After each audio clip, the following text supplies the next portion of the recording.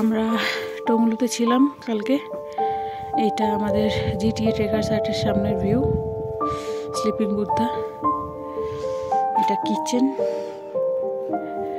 এর ভিতরে বসার জায়গা আছে, এখান দিয়ে এন্ট্রি।